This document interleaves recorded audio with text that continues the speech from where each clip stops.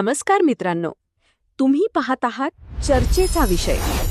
आजकाल प्रत्येक जण सोलारबद्दल बोलतोय.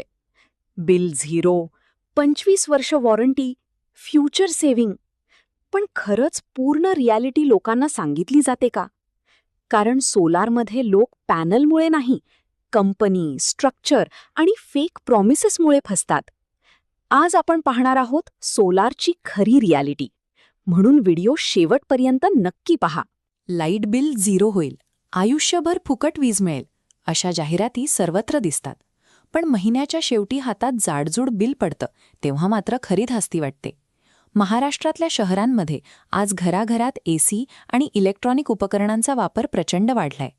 वीज दरात होणारी सततची वाढ आणि महिन्याला येणारे 2-3 हजारांच्या वरचे आकडे हे टाळण्यासाठी मध्यमवर्गीय कुटुंबांमध्ये आता सोलार रूफटॉप बसवण्याकडे कल वाढतोय.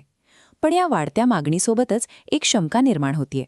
हे रूफटॉप सोलार खरंच एक सुरक्षित दीर्घकालीन गुंतवणूक आहे की आपल्या वाढत्या बिलांच्या भीतीवर उभा असलेला एखादा ओव्हरहाइप्ड बिझनेस? वाढत्या वीजदरांच्या ओझ्यातून कायमची सुटका करून घेण्याच्या ओढीत ग्राहक अनेकदा तांत्रिक बाबींकडे दुर्लक्ष करतात आणि नेमकं याच घाईचा फायदा घेऊन काही विक्रेते भूलथापा देण्यास सुरुवात करतात. सोलार खरेदी करताना बहुतेक लोकांचा फोकस केवळ छतावर बसवल्या जाणाऱ्या त्या चकाकणाऱ्या पॅनल्सवर असतो.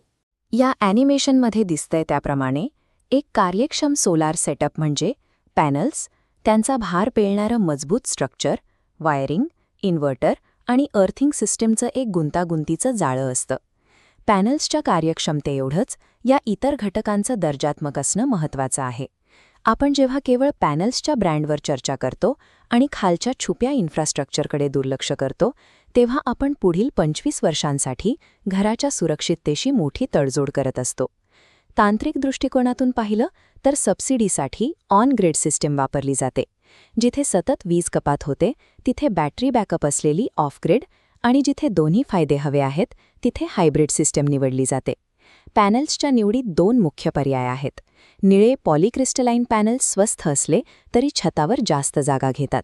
आधुनिक काळे मोनोक्रिस्टलाइन पॅनल्स कमी जागेत अधिक वीज तयार करतात. घराचा रोजचा वापर आणि एक एसी असेल तर 3 किलोवॅटची सिस्टीम बहुतेक घरांसाठी योग्य मानली जाते. पण अनेकदा विक्रेते ग्राहकांच्या गरजेचं योग्य विश्लेषण नेहमी न करता मोठी सिस्टीम गळ्यात मारतात. गरजेपेक्षा जास्त मोठी सिस्टीम बसवली की तुमची मूळ गुंतवणूक वसूल होण्याचा काळ विनाकारण लांबत जातो. सोलार मार्केटमधला सर्वात मोठा धोका म्हणजे पॅनल्सचं माउंटिंग स्ट्रक्चर. कमी दरात कोटेशन देण्यासाठी स्वस्त विक्रेते नेमकी याच घटकात कपात करतात. महाराष्ट्राच्या पावसाळी आणि वादळी हवामानात टिकण्यासाठी पॅनल्सला जाड हॉट डिप जीआय किंवा ॲल्युमिनियम स्ट्रक्चरची गरज असते. याउलट हलक्या दर्जाचं जीआय स्ट्रक्चर काही वर्षांतच गंजतं आणि वाऱ्याच्या दाबाने वाकू लागतं. कमकुवत स्ट्रक्चरमुळे वादळात पॅनल्स उडून जाण्याचा किंवा कलंडण्याचा धोका असतो, ज्यामुळे पॅनल्सचं नुकसान तर होतंच पण जीवितहानीची शक्यताही नाकारता येत नाही. यासोबतच इन्स्टॉलेशनच्या वेळी छतावर केली जाणारी छिद्रे जर योग्य केमिकल सीलिंगने वॉटरप्रूफ केली नाहीत तर पावसाचं पाणी स्लॅबमधून थेट घराच्या छताला गळती लावू शकतं. सुरुवातीला केवळ 5-10 हजार रुपये वाचवण्याच्या नादात ग्राहक आपल्या पूर्ण घराच्या स्ट्रक्चरल मजबूतीशी खेळत असतात. 25 वर्षांची वॉरंटी या वाक्याचा वापर अनेकदा दिशाभूल करण्यासाठी केला जातो. प्रत्यक्षात ही वॉरंटी केवळ पॅनल्सच्या कार्यक्षमतेसाठी असते, इन्व्हर्टर, वायरिंग किंवा लेबर चार्जेससाठी नाही.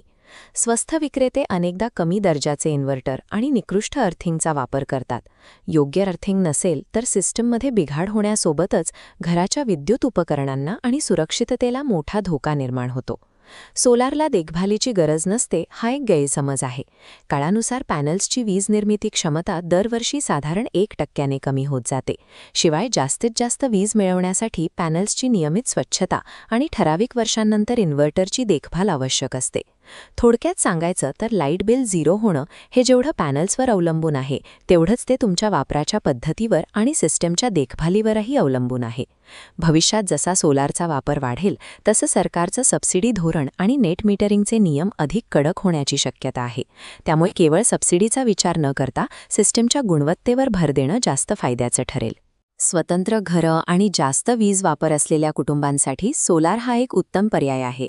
मात्र ज्या ठिकाणी छतावर इमारतींची मोठी सावली असते किंवा ज्यांचा वीज वापर खूपच कमी आहे, अशा ठिकाणी सोलार बसवणं आर्थिकदृष्ट्या तोट्याचं ठरू शकतं. म्हणूनच निर्णय घेताना हे मुद्दे तपासून पहा. स्ट्रक्चरसाठी हॉट डिप GI वापरलाय का? मेटलचा थिकनेस किती आहे? आर्थिंगची पद्धत कोणती आहे?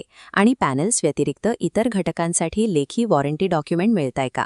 सोलार पॅनल्स बसवणं हा एक चांगला निर्णय आहे, पण तो तांत्रिक सत्यावर आधारित असावा, केवळ मार्केटिंगच्या दाव्यांवर नाही. तुम्हाला काय वाटतं? महाराष्ट्रात सोलार खरोखरच प्रत्येकासाठी फायदेशीर आहे की हा फक्त एक तात्पुरता कल आहे?